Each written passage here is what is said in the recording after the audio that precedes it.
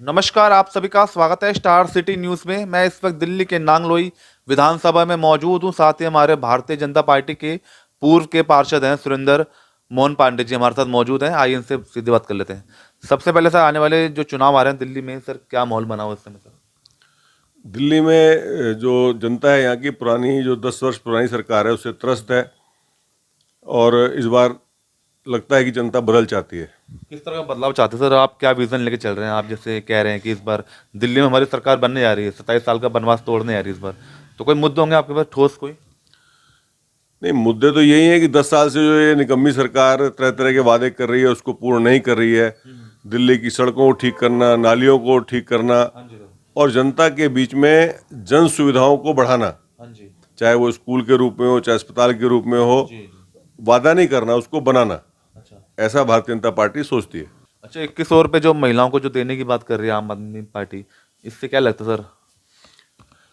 इससे तो यही लगता है कि इससे पहले इन्होंने पंजाब में घोषणा की थी 1100 रुपये देने की, जो कि आज तक नहीं दिए, एक चुनावी वादा था। और दिल्ली में भी हमें लगता है कि चुनावी वादा है। और सबसे बड़ी बात क्या है कि वादा ये करते हैं और उसका आरोप भारतीय जनता पार्टी या दिल्ली के एलजी पे लगा करके अपने आप को बचा लेते हैं। तो हमें तो नहीं लगता कि 2100 रुपये देंगे और आने वाले समय में यही कहेंगे कि हम तो करना चाहते हैं पर एलजी नहीं कर रहा। सर झुग्गी में अब जैसे प्रवास कर रहे हैं भाजपा, तो इससे क्या लगता है? झुग्गी में भाजपा प्रवास इसलिए कर रही है कि वहाँ का जो जनजीवन है, भारतीय जनता पार्टी के कार्यकर्ता उसको महसूस करें।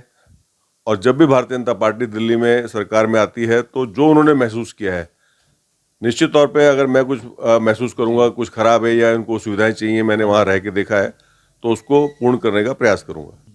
सर आपकी किस तरह से तैयारी चल रही है? आप भी नांगलोई से तैयारी कर रहे हैं इस बार चुनाव की? नहीं, हमारी तैयारी नहीं चल रही। हम बहुत सारे लोग दिल्ली में विधानसभा में टिकट मांग रहे होंगे। हमारा तो लक्ष्य है कमल के फूल को जिताना। मगर यहाँ कई दावेदार सर देखने को मिल रहे हैं, 20 से 22 कैंडिडेट, तो कैसा लगता है आपको चुनौतियों का सामना? कुछ सब कमल के फूल हैं, कमल के फूल हैं। जिसको चुनाव चिन्ह मिल जाएगा वो खिल जाएगा। ये समस्या फिलहाल क्या क्या है सर नांगलोई विधानसभा में? अगर जनता की दृष्टि से देखा जाए तो जैसे निहाल विहार का एक बहुत बड़ा क्षेत्र है, हाँ जी। वहाँ पे आप कहीं से भी एंट्री करोगे तो आपको सड़कें टूटी हुई मिलेंगी। अच्छा सर। आज बरसात हुई है, जगह जगह आपको पानी भरा हुआ मिलेगा। सीवर की सुविधा लोगों को नहीं है। पानी भी बहुत सी जगहों पे सीवर के कारण से गंदा आ रहा है, या तो आ नहीं रहा, आ रहा है तो गंदा आ रहा है। तो इस प्रकार की जो सुविधाएं रूटीन की हैं। और पिछले 10 वर्षों में अगर निहाल विहार की बात देखा जाए, अच्छा।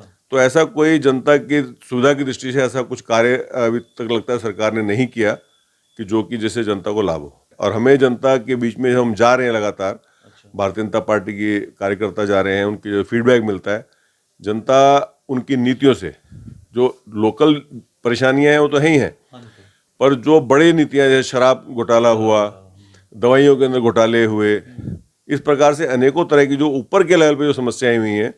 जल बोर्ड पहले कहीं कभी प्रॉफिट में हुआ करता था, आज नुकसान में चल रहा है। तो वो सब चीज़ें जो हैं वो भी देखने के लिए जनता उसको भी देखेगी। वो टिकट ना देना वो तो उनके अपने उनका जुरिडिक्शन है, उसमें हम कैसे बोल सकते हैं। अच्छा, बाबा भीमराव अम्बेडकर पे जो भी इस समय चल रही है सर गर्मा गर्मी जो राजनीति चल रही है, इस पे कुछ कहना चाहेंगे आप सर?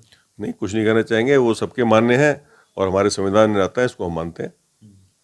अच्छा, मैं जानना चाहूँगा सर यहाँ के जो भी सांसद हैं जोगिंदर चंदोले जी, और हम मुंडका जो रोहतक रोड की हम बात करेंगे सर, काफ़ी वहाँ पे जो स्थिति है काफ़ी भयानक है, जिसकी वजह से यहाँ कई हादसे होते हैं वहाँ पे, तो इसको लेकर कोई प्रयास किया सांसद जी ने? ये तो आप लोगों ने देखा ही होगा कि हमारे सांसद जब से संसद सदस्य बने हैं, निरंतर क्षेत्र की समस्याओं को उठाते रहे हैं, चाहे वो फाटक का विषय हो, चाहे वो रोहतक रोड का विषय हो, और भी जगहों के ऊपर उन्होंने जाकर उन विषयों को उठाया। बहुत निरंतर सक्रिय हैं और निश्चित तौर पे उनके इन प्रयासों से इस क्षेत्र के अंदर डेवलपमेंट की बाहर आएगी। समाधान अब तक हुआ नहीं सर उसका? नहीं तो समय लगता है। अब कोई बड़ा प्रोजेक्ट है अगर 10 साल से रुका हुआ है या नहीं हो पा रहा, एक बहुत बड़ी सड़क है जिसके अंदर पानी जमा होता है, तो उसको करने में समय तो लगता है। उन्होंने उसका प्रयास किया, मुझे लगता है कि उसके बारे में कुछ शायद फंड वगैरह भी पास हुए, निश्चित तौर पर आने वाले समय में ठीक होगा। सर आप जब रहे थे पूर्व पार्षद, वो कौन से सन तक रहे थे? मैं 2012 से 2017 तक निगम पार्षद रहा इस क्षेत्र से, पश्चिमी बिहार से। क्या क्या डेवलपमेंट हुआ उसके दौरान सर 5 सालों में?